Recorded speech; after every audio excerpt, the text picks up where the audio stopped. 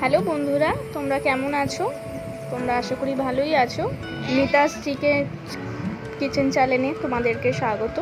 তো আজকে একটা চটজলদি মানে কিন্তু সত্যিই চটজলদি, এটা মাত্র 5 থেকে 8 মিনিট কি 10 মিনিট খুব জোরে, তার মধ্যেই কিন্তু তোমাদের এই রেসিপিটা হয়ে যাবে। দেখো, আজকে একটা স্ন্যাক্স আমরা বানাচ্ছি, ঠিক আছে?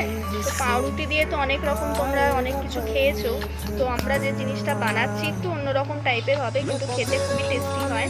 তো তোমরা দেখতে থাকো শেষ পর্যন্ত কি হচ্ছে। দেখতেই পাচ্ছ, দুটো ডিম আমরা এখানে ফাটিয়ে নিয়েছি।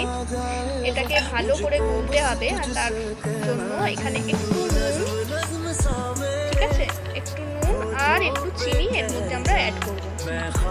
চিনিটা পরে দেবো, আগে নুনটা দিয়ে আমরা এটা ভালো করে এটাকে ঘেটে নিতে হবে। দেখো, এটা ভালো করে গুলিয়ে নিয়েছি, এবার এর মধ্যে আমরা চিনি অ্যাড করছি, ঠিক আছে? এইটা কিন্তু তোমরা তোমাদের হিসাব মতোই অ্যাড করবে। যদি তোমরা এটা একটু মিষ্টি মিষ্টি খেতে চাও তো এটা একটু বেশি চিনি দেবে, যদি তোমরা মাঝামাঝি নর্মাল খেতে চাও তো সেই হিসাবে কিন্তু তোমরা এটা অ্যাড করবে। দেখো, ফুলের একটা তোড়া, সেটা কিন্তু অর্ধেক শুকিয়ে গেছে, সেটাকেও কাজে লাগাচ্ছি। দেখো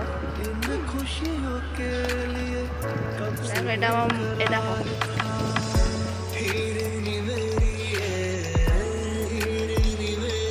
ভালো করে কিন্তু এটাকে পুরো মিক্সিং করতে হবে, যাতে চিনির একটা দানাও না থাকে, ঠিক আছে? ভালো করে এটা তোমরা হ্যান্ড ব্লেন্ডার দিয়েও করতে পারো। দেখো, এটা ভালো করে মিক্সিং হয়ে গেছে, এবার অল্প অল্প করে দুধ দিয়ে এটাকে ভালো করে মিক্স করতে হবে।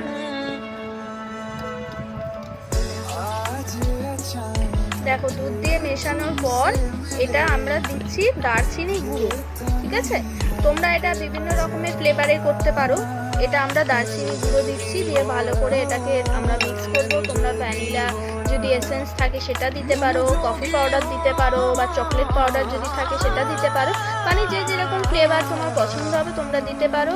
আমরা এটা দারচিনি গুঁড়ো দিয়ে করলাম, কারণ ভ্যানিলা ওসব তো খাওয়াই হয় চকলেট ফ্লেভার, দারচিনি গুঁড়ো দিয়ে এটা একটু অন্য টাইপের ফ্লেভারটা, তো এটা দিয়ে আমরা আজকে ট্রাই করছি। তো চলো দেখতে থাকো। দেখো, এবার এইটার মধ্যে মিক্সিংটার মধ্যে আমরা পাউরুটিগুলো এরকমভাবে ডিপ করছি, ঠিক আছে? ডিপ করে একটু যদি চাও চিপে চিপে তোমরা জুসটা বার করেও দিতে পারো, কারণ পাউরুটি তো অনেকটাই টেনে নেয়। তো এরকমভাবে সবকটা পাউরুটি আমরা করে নেব। দেখো, এগুলো আমাদের সবকটা হয়ে গেছে। আমরা এরকম চারটে চারটে করে পাউরুটি দিয়েই কিন্তু এর পরের স্টেপটা করব। তোমরা চাইলে দুটো করেও দিতে পারো বা চারটে করে দিতে পারো। এখানে একটা পুরো প্যাকেট পাউরুটি আছে, তো হ্যাঁ, চারটে চারটে আটটা আর এখানে আছে। যাই হোক, 4 পিস করে আমরা নিয়েছি। তো চলো এর পরের স্টেপে চলে যাই। দেখো, কড়াইটা আমি গরম বসিয়ে দিয়েছি, আর এখানে একটু বাটার দিয়ে দিয়েছি, ঠিক আছে? তো বাটারটা একটু ভালো করে মেল্ট হয়ে গেলে আমি এবার সেই যে স্যান্ডউইচটা ছিল সেটা আমি দিয়ে দিচ্ছি।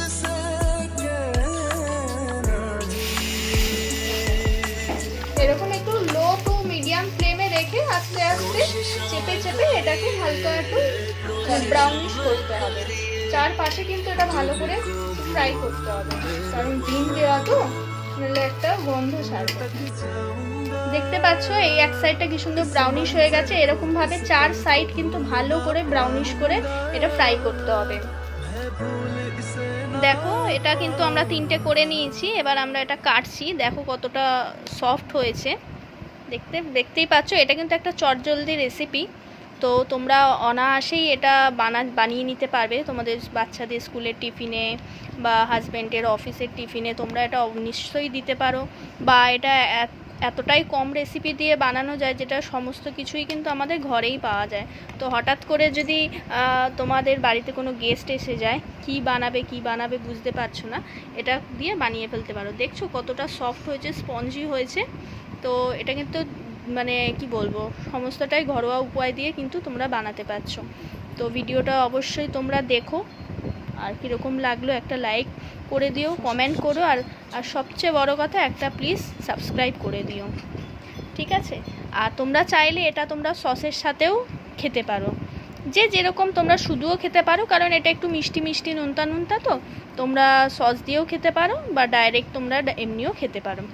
তো অবশ্যই বলো কীরকম হয়েছে জানিও।